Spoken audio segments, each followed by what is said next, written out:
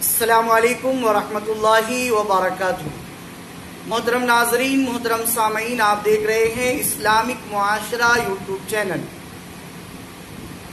قربانی کے جانور کے مسائل کے تعلق سے ایک مسئلہ ہم لوگ سیکھتے ہیں۔ شہر میں بے شمار اونٹ آئے ہوئے ہیں، الگ الگ جگہ پر بیوپاری لوگ اونٹ فروخت کر رہے ہیں، اور شہر کے لوگ اونٹ کی عمر کے معاملے میں دھوکے میں ہیں۔ اونٹ کی عمر جو بتائی گئی ہے چاند کے اعتبار سے تقریباً پورے 5 سال یا 5 سال سے زیادہ ہے تو افضل ہے، لیکن اگر چاند کے اعتبار سے، قمری ماہ کے اعتبار سے ایک دن بھی کم ہے تو اب اس اونٹ کی قربانی لائق نہیں ہے، لیکن اس کو ذبح کیا گیا تو اس کا کھانا جائز ہے، لیکن جو واجب تھا وہ ادا نہیں ہوا۔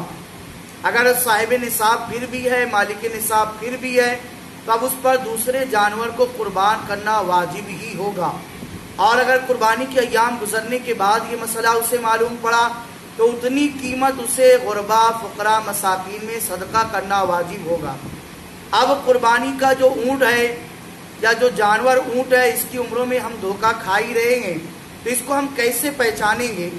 بیوپاری کے کہنے سے صرف اور صرف بھروسہ نہیں کیا جائے گا، بلکہ ماہرین سے پوچھا جائے گا۔